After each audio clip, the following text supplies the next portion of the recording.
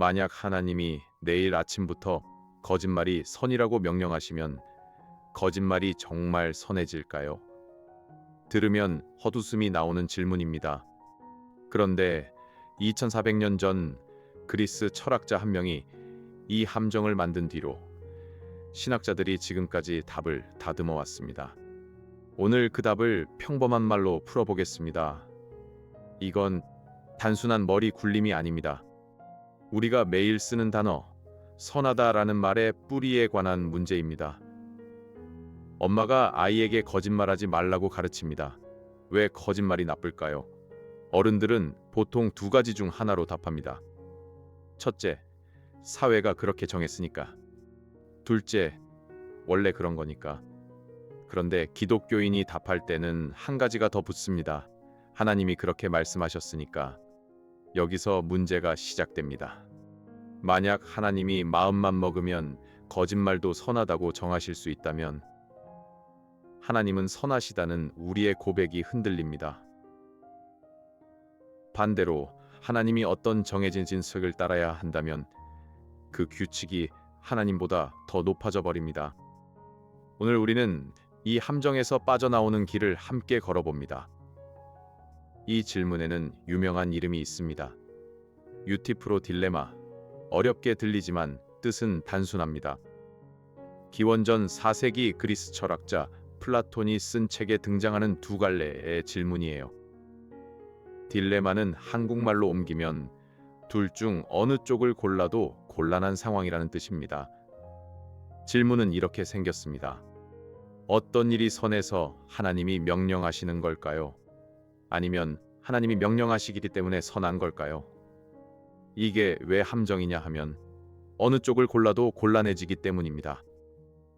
첫째를 고르면 이렇게 됩니다. 선이라는 어떤 기준이 하나님 위에 떠 있고 하나님도 그 기준을 따라야만 합니다. 그러면 하나님은 상 최고의 존재가 아닙니다. 그 위에 도덕 법전 같은 게 따로 있다라는 뜻이지요.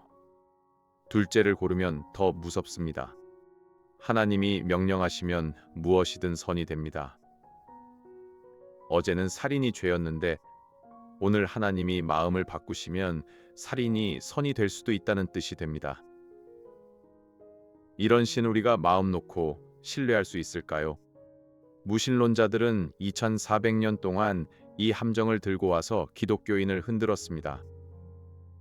우리 동네 카페에서도 누가 이런 질문을 던지면 막힙니다. 그런데 보수 개혁주의 신학에는 이 함정을 빠져나가는 셋째 길이 있습니다. 성경은 흥미롭게도 이 질문에 정면으로 답합니다. 답의 핵심은 한 줄입니다. 선은 하나님의 명령에서 시작되지 않습니다. 선은 하나님이 어떤 분이신가 그 본성에서 흘러나옵니다. 사도 요한이 요한일서 1장 5절에서 이렇게 말합니다. 하나님은 빛이시라 그에게는 어두움이 조금도 없으시다. 빛은 하나님이 정하신 규칙이 아닙니다. 하나님 자신이 빛 그 자체이십니다. 예수님은 마가복음 10장 18절에서 이렇게 말씀하십니다. 하나님 한 왼분에는 선한 이가 없느니라. 여기서 예수님은 선을 가진 분이라고 안 하셨어요. 선 그 자체라고 하신 겁니다. 쉽게 비유하자면 이렇습니다. 흰색의 기준이 무엇일까요? 어떤 종이가 충분히 희면 흰색입니까? 사실 흰색의 기준은 빛 그 자체입니다. 빛이 어떤 색을 흰색으로 정해서 그런 게 아니라 빛이 어떻게 비치느냐가 흰색의 정의입니다. 하나님과 선의 관계도 이와 비슷합니다. 비유는 어디까지나 비유라 완벽하지는 않지만 방향은 맞습니다. 그러니 유티프로 딜레마의 두 갈래는 사실 잘못 짜인 함정입니다. 진짜 답은 셋째 길입니다. 선은 하나님 위에 있지도 않고 하나님의 자의적 명령도 아닙니다. 선은 곧 하나님의 성품 그 자체입니다. 4세기 북아프리카에서 활동한 신학자 어거스틴이라는 분이 있습니다. 젊은 시절엔 방탕하게 살다 회심한 뒤 기독교 신학의 큰 기둥이 된 사람이지요. 어거스틴은 이렇게 말했습니다. 하나님은 선을 행하시기 때문에 선하신 것이 아니다. 하나님이 선이시기 때문에 선을 행하시는 것이다. 이 한 문장이 길을 열어줍니다. 하나님은 어떤 도덕책을 펼쳐놓고 그것을 따라 사시는 분이 아닙니다. 하나님이 살아 움직이시면 그 움직임 자체가 선의 정의가 됩니다. 16세기 제네바에서 종교개혁을 이끌었던 칼빈도 같은 길을 갑니다. 칼빈은 기독교 강요라는 책에서 이렇게 정리합니다. 하나님의 뜻은 가장 높은 정의의 규범이다. 그러나 그 뜻은 하나님의 본성과 따로 떨어진 변덕액이 아니다. 그러니까 칼빈이 본 하나님은 마음 내키는 대로 규칙은 폭군 같은 신이 아닙니다. 자기 자신과 모순될 수 없는 일관된 거룩 그 자체이신 분입니다. 식탁에 매번 다른 메뉴를 올리시지만 그 손길은 늘 같은 부모의 손길인 것과 비슷하지요. 이제 무신론자에게 답할 차례입니다. 누가 카페에서 묻습니다.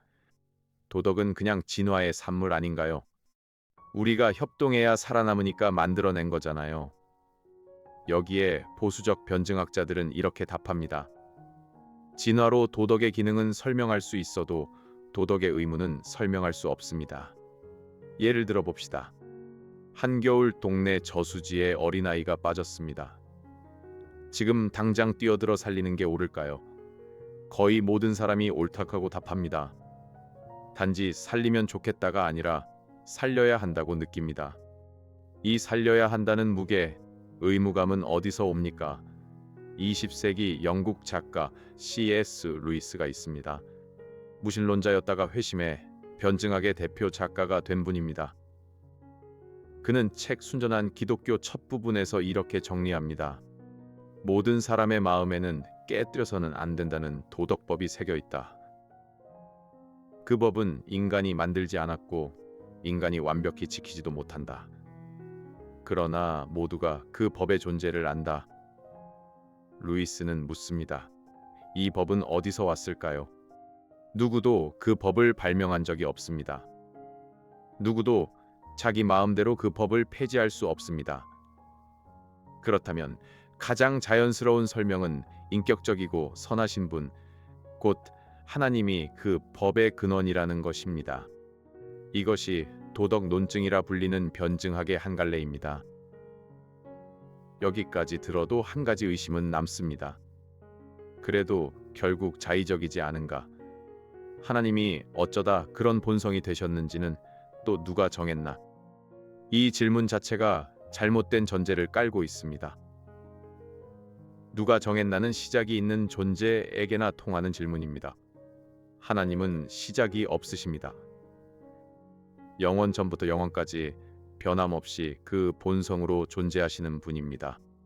그러니 누가 정했나는 질문이 아예 적용되지 않습니다.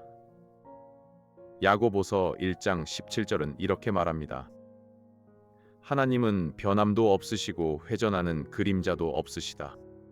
봄이 가고 여름이 와도 우리 동네 가로수가 단풍이 들었다가 다시 푸르러도 그 그늘을 만드는 하나님은 한결같으십니다.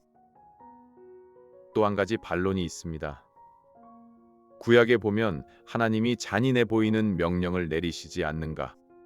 거기서 선이 흔들리지 않는가?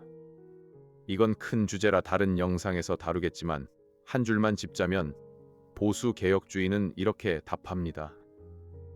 우리의 윤리적 직관이 절대 기준이 아니라 하나님의 거룩하심이 절대 기준입니다. 그 기준에서 보면 우리가 잔인하다고 느끼는 본문도 그분의 공의와 어긋나지 않게 짜여 있습니다. 자세한 본문 해석은 다음 기회에 이어가겠습니다. 이 가르침이 우리 매일에 무엇을 바꿉니까? 세 가지만 짚겠습니다. 첫째, 도덕 앞에 서는 자세가 달라집니다. 우리는 선을 단순히 사회 규칙이 아니라 살아계신 분의 본성으로 마주합니다. 옆에 보는 사람이 없어 거짓말을 안 하는 이유는 그분이 진리 그 자체이시기 때문입니다. 둘째, 기도가 깊어집니다. 하나님은 마음 내키시면 규칙을 바꾸시는 분이 아닙니다. 약속하신 자비는 그분의 본성에서 흘러나오니 그 약속이 흔들릴 일이 없습니다. 셋째, 다른 사람에게 답할 언어가 생깁니다.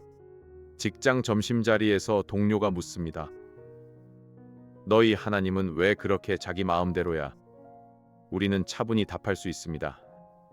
하나님은 변덕쟁이가 아니다. 그분의 명령은 그분의 성품에서 나오는 것이고, 그래서 우리는 그분을 믿을 수 있다. 오늘 한 가지만 가지고 가시면 좋겠습니다. 선의 기준은 우리도 아니고 하나님이 만드신 어떤 규칙도 아닙니다. 선의 기준은 하나님 자신, 그 본성입니다. 이번 주 한번 거울 앞에 서서 물어보세요. 내가 오늘 옳다고 부른 일, 그것이 정말 그분의 닮은 일이었는가? 이 질문 하나로 신앙이 한 뼘 더 자랍니다. 다음 영상에서는 왜 자신의 영광을 그렇게 강조하시는가를 다룹니다. 궁금하시면 채널 구독 부탁드립니다.